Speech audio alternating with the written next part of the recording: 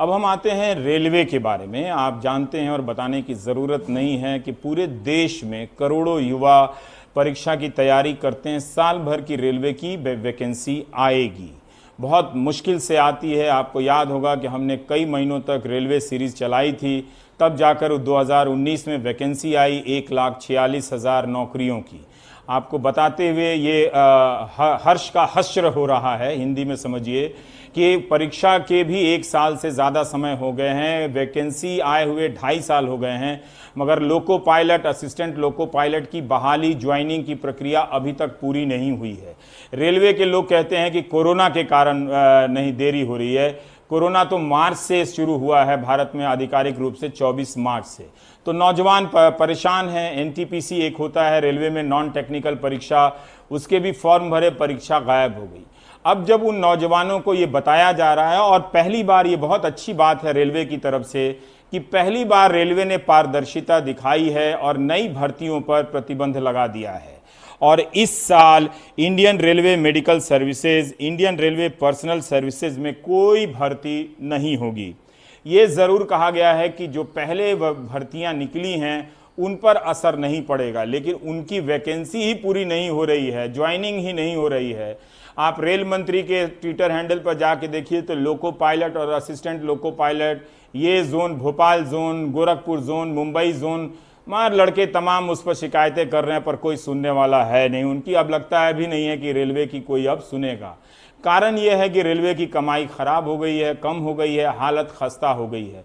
वैसी नहीं है जैसे पीयूष गोयल के ट्विटर हैंडल पर रेलवे दिखती है चमकती हुई।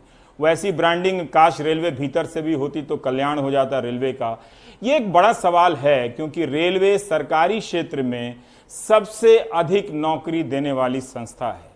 अब अगर ये संस्था नौकरियां देने के अवसरों को संकुचित करने लगे तो सोचिए कि इस देश के युवाओं का भविष्य एक ही चीज बचा सकता है, वो है व्हाट्सएप यूनिवर्सिटी में सप्लाई किया जाने वाला मीम और वीडियो। इसकी पूर्ति अगर बढ़ा दी जाए, प्रोपेगेंडा गोदी मीडिया के जरिए बढ़ा दिया जाए, प्रोपेगेंडा की बड़ा ही हम विश्व गुरु टाइप बन रहे हैं, रोजगार की चिंता मत करो, तो भारत के बेरोजगारों को सुकून मिलता है। उन्हीं के लिए आगे की ये सूचना बता रहा हूं कि 68,000 जो रेलवे ने बताया है कि नॉन सेफ्टी कैटेगरी में भर्ती बची हुई है, इसकी समीक्षा की जा रही है। बताइए, अगर ये पोस्ट खत्म कर दिए गए तो इतनी संभावनाएं भारत के नौजवानों की बंद हो जाएंगी। वो ज्यादा समय लगता है व्हाट्सएप मीम में बिताने वाले हैं, 67,000। फिर 2 साल में जितने भी पदों का सृजन किया गया है उनकी समीक्षा हो, ये नए आदेश दिए गए हैं। उन पर नई भर्तियां अगर नहीं हुई हैं, अगर 2 साल में पोस्ट क्रिएट हुआ है, बहुत लंबा समय लगता है पोस्ट क्रिएट करने में, अगर भर्ती नहीं हुई है तो उन पोस्ट को अब खत्म कर दिया जाएगा, रोक दिया जाएगा। कर्मचारियों के यात्रा भत्ते और दूसरे भत्ते में 50% तक कटौती होगी।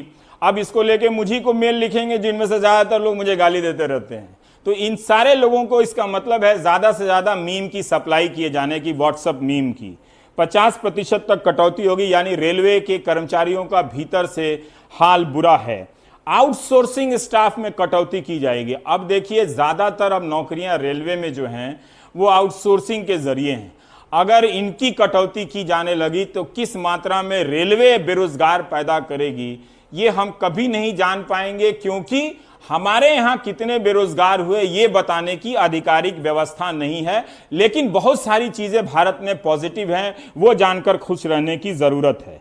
यह भी कहा गया है कि किसी फाइल को भेजने के लिए स्टाफ के साथ मत भेजिए, ऑनलाइन भेजिए, ताकि वो भी खर्चा बच जाए और यानी स्टाफ बच जाए, स्टाफ की जरूरत ना हो, उसे चलता किया जा सके। और फर्नीचर, अतिरिक्त गाड़ियां, कंप्यूटर, प्रिंटर की खरीद ना हो। उद्घाटन कार्यक्रम ऑनलाइन करें ताकि खर्चा बचे।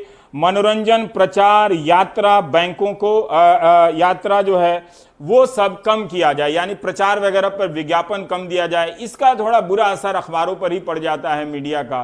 टीवी में तो रेलवे का विज्ञापन कम ही आता है, तो अखबार वाले वैसे ही उनकी नौकरियां जा रही हैं पत्रकारों की, तो बहुत बुरा है। लेकिन प्रोपेगेंडा के कई तरह के तस्वीरें रोजाना लॉन्च हो रही हैं, तो आप मानसिक रूप से आप कभी खाली नहीं रहेंगे, आपको एकदम पौष्टिक ऊर्जा दी जाती रहेगी। और ये सुनिए रेलवे ने क्यों और क्या कहा इन कारणों के पीछे। हमारे पास जो वैकेंसी जो है अभी सेफ्टी कैटेगरी में है 1,53,000 और जो नॉन सेफ्टी कैटेगरी में है वो 1,37,000। तो रफली अराउंड 2.9 लाख 90 लाख जो है वैकेंसीज हमारे पास हैं, जिसमें से हमने सेफ्टी कैटेगरी की वैकेंसी जो नोटिफाई की हुई है अभी वो 72,274 ऑलरेडी कर चुके हैं। नॉन सेफ्टी कैटेगरी की हमने की है 68,366। So the total notified vacancies are 1,40,640। तो इसमें से जो अब आप जो नॉन सेफ्टी कैटेगरी वैकेंसीज बची वो उनमें से 68,000 एक रफली 68,000 जो है वैकेंसीज नॉन सेफ्टी कैटेगरी में बनती हैं। उनमें से जो आप लोगों के संज्ञान में कहा है कि हम लोगों ने अभी कहा है कि रेलवेज को कि आप अपनी सेफ्टी कैटेगरीज की वैकेंसीज एज इट इज आप भरिए, जो नॉन सेफ्टी कैटेगरीज की वैकेंसी है उनको आप रिव्यू करिए। अब ये बेरोजगार पूछेंगे कि विपक्ष कहाँ है, विपक्ष ट्वीट कर रहा है, वो उठा रहा है, लेकिन यही बेरोजगार विपक्ष को कौन पूछता है। तो बेरोजगारी का एक मुद्दा भारत में राजनीतिक रूप से समाप्त हो गया। वैसे कई राज्यों में है गंभीरता के साथ, लेकिन राजनीतिक रूप से समाप्त हो गया है। अगर आप कुछ वैचारिक नैरेटिव वाली राजनीति कर रहे हैं, कुछ तस्वीर वीडियो वाली, तो इस तरह के समस्याओं को आप गायब कर सकते हैं। हाल फिलहाल के चुनाव में ये साबित भी हुआ है, खासकर गोदी मीडिया के दौर में। ये बात मैं क्यों कहता हूं, बहुत बुरा भी लगता है कहने में, लेकिन ये सच्चाई है कि ये वो पब्लिक है जो पब्लिक नहीं है। जनता ने ही जनता के होने का अस्तित्व समाप्त कर दिया है। इसीलिए किसी भी प्रश्न का जवाब नहीं आता है, किसी भी आंदोलन पे जवाब नहीं आता। आपने कब सुना कि मंत्रियों ने बुलाकर प्रतिनिधियों से बात की है, ये आंदोलन हुआ है। अब कोल इंडिया के लोग जो 3 लाख लोग हैं, अब मैं तो नहीं कहता कि सब कोई गोदी मीडिया में बह गए होंगे या व्हाट्सएप यूनिवर्सिटी में, लेकिन जो बह गए थे वही बताएं कि क्या उन्होंने नहीं देखा था कि 6 साल में मीडिया समाप्त हो गया, मीडिया जन सरोकार के मुद्दों को नहीं उठाता है। अब जब उनकी बारी आई है तो फिर वो मीडिया को क्यों कोस रहे हैं कि मीडिया उनका नहीं दिखा रहा है। क्या आपको लगता है, पता भी है कि 3 दिनों के लिए कोल इंडिया में जो प्राइवेटाइजेशन हुआ है उसको लेकर 3 लाख कर्मचारी आंदोलन कर रहे हैं? आपको कभी पता नहीं चलेगा। अब इन्हीं से पूछिए कि क्या इनको इस बात का फर्क पड़ता है कि सफूरा जरगर एक गर्भवती महिला के खिलाफ किस तरह से अन्याय हुआ, भीमा कोरेगांव केस में किस तरह से 2 साल का ट्रायल नहीं हुआ और एक नौजवान लड़के को उठाकर जेल में बंद कर दिया गया, सुधा भारद्वाज। तो क्या इन लोगों को इन संवैधानिक सिस्टम के मसले का कोई फर्क पड़ता है, जो ये शिकायत कर रहे हैं कि मीडिया को कोई फर्क नहीं पड़ता? इसीलिए मैं कहता हूं कि ये पब्लिक है, ये वो पब्लिक है जो पब्लिक ही नहीं है। ये कोरबा छत्तीसगढ़ से आए वीडियो को आप देख लीजिए। मेरी बात वैसे 10 साल बाद समझ में आएगी, अभी नहीं, इसलिए चिंता मत कीजिए, चिल कीजिए। One of the fastest growing educational platform for bank, SSC and other competitive exams, Guidely brings to you Guidely Express video course for banking prelims and mains with a lifetime validity. The course content will be provided in both Hindi and English languages. This express course comprises with 600 plus hours of video classes, 1200 plus mock test series, 400 plus PDFs, previous year's pre plus mains question papers for all upcoming banking exams. This video course is created by expert faculties in India who have years of experience and guided thousands of students so far. We will also provide personal guidance in secret Telegram group. You can attend the sessions in both platforms, mobile app and on laptop. And that's not all.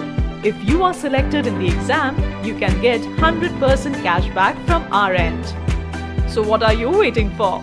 To enroll in our Express video course, go to this link today.